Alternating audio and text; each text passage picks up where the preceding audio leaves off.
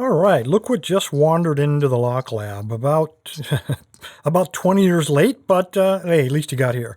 A new standard 2000. I have never heard of this lock, but it seems to be fairly substantial, nice and heavy, good size, nice thick shackle. This thing has been around the block. You can see it's got some rust on it. It is a Sargent core, which makes this really interesting. Works beautifully. This thing rotates 90 degrees, spring-loaded. Pops that baby right open. Ball bearings, I did take a look down inside of here, and it looks like it will be, we'll be able to take it apart, but it hasn't been apart in maybe never. I don't know. It's full of rusted up crud down there. The key on this thing is absolutely awesome. If you could pick your bitting, this would be the perfect choice. A lot of high lows, and I think this is probably the way it came from the factory. So let's see if we can get it picked. Why not? Maybe we can get it apart. I don't want to bust it though, but all right, let's see what we got here. I'm going to try the white. I'm pretty sure that's too narrow for the 1.2 millimeter. This is 1 millimeter. Well, let's try it. It might fit, but my eyeball says no.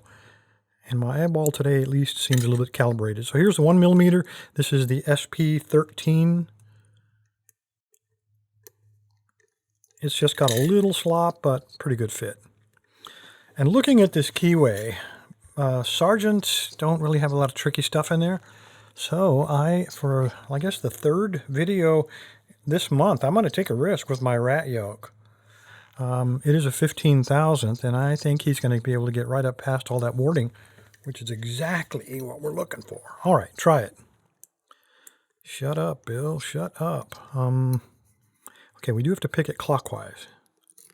So I'm going to apply moderate tension to begin with, and it's focusing on my thumb, which is what I do not want.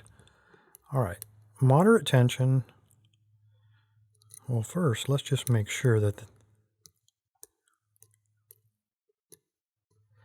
All right, they are all equally springy. So again, because of the rust in that, I really didn't think it was a challenge lock, but I just wanted to make sure. I do count 6. So moderate tension, and let's see what we got here. There's a binder right around pin 3.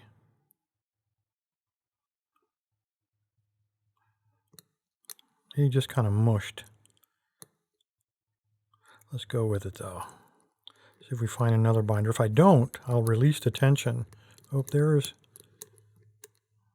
Yeah, that's 3 again, I think. Oh, wait a minute. There's one right in the front. Got to click on 2.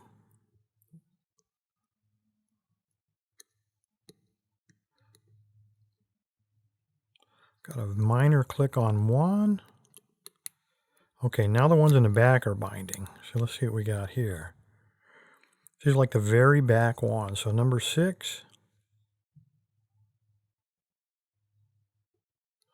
Well, I got a click, but I don't think that was a mistake. I'm on 5 now. Okay, I'm not going to force him.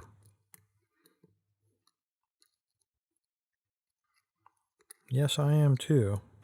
He's the only binder. Yeah, I'm going to break that pick. I don't want to break my rat yoke.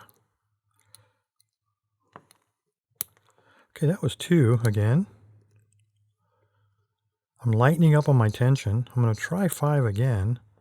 He still doesn't want to go anywhere. Oops.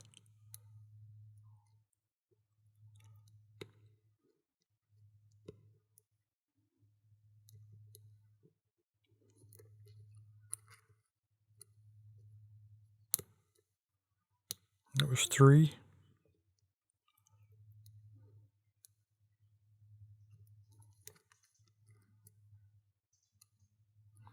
I have no fault set on this, guys, which tells me this is probably all standard pins, which is what I would expect. There's really 3 ways lock manufacturers can stop pickers, and that is paracentric keyways, security pins, or high tolerances and just use standard pins. And that's typically what I think Sargent does.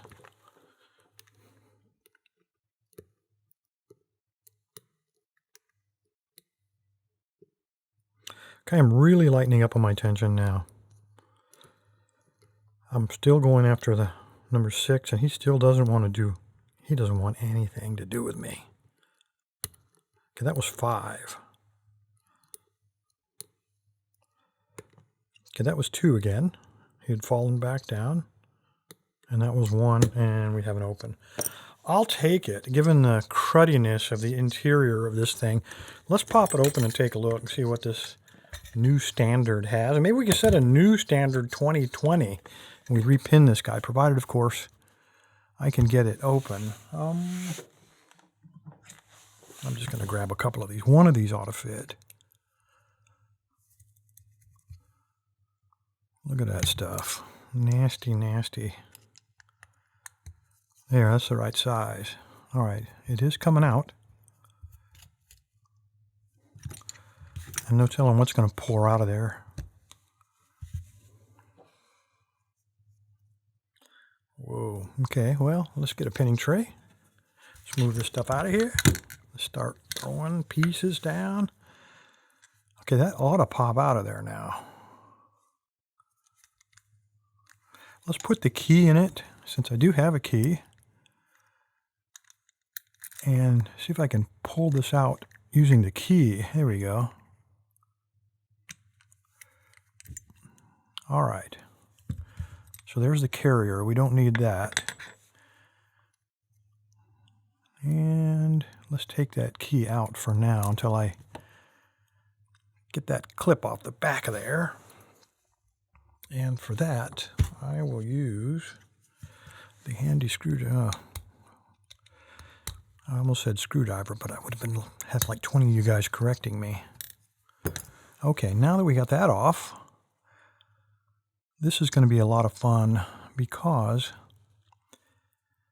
I don't have a follower, I don't think, that'll cover that gap. So I'll have to shim it.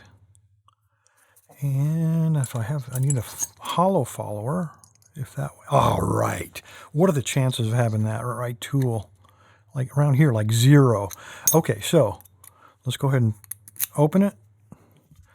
Slide this on there. Grab us a shim to bridge. There's a little bit of gap there. I don't think there's any weirdness inside of here, but why take a chance? Okay, so let's just slide it straight on out of there. So far, no disaster. There's all 6 of them. It's not nearly as dirty as I thought it was going to be. And you can still see some color on these pins. So this might have been repinned despite the filthiness of the pieces. Okay, we have a serrated. Oh, no, I said serrated, but it is not. This is a master keyed lock, it looks like. So there's a master wafer on 1. There's a master wafer on 2.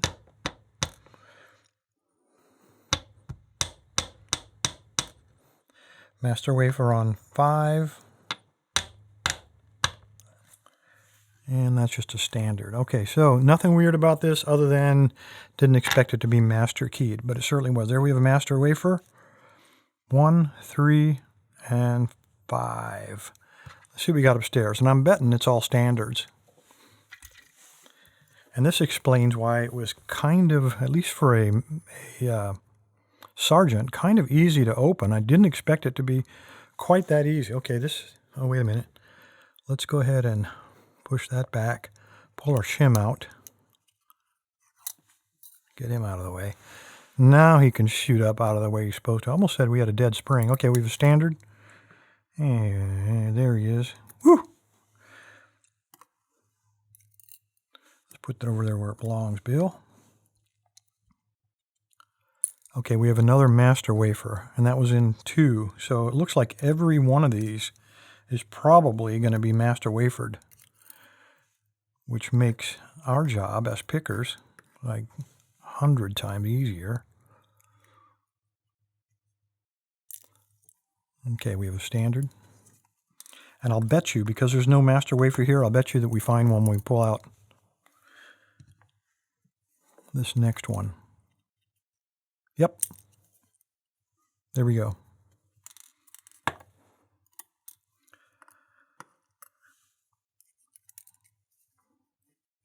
Come out, come out.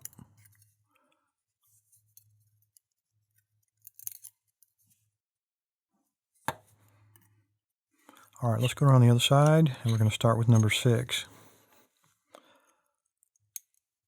There we go, master wafer popping right up there. Every single chamber.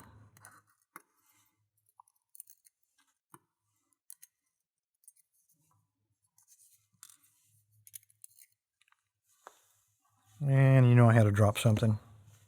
It went on the floor, but it was a spring. At least it wasn't a handful of pins. All right, nothing else in there, nothing weird about this guy.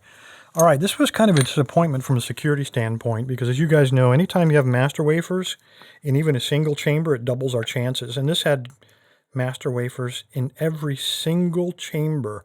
So who knows how many master keys were designed to get this. It's got a RN and code on it and GG.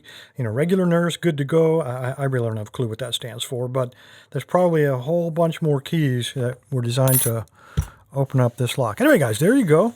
The new standard 2000. I am going to get rid of all of that stuff except the key pins and then put in some alien tech. So whoever inherits this will not be seeing a single master wafer. Appreciate your time, guys. Stay safe. Stay legal.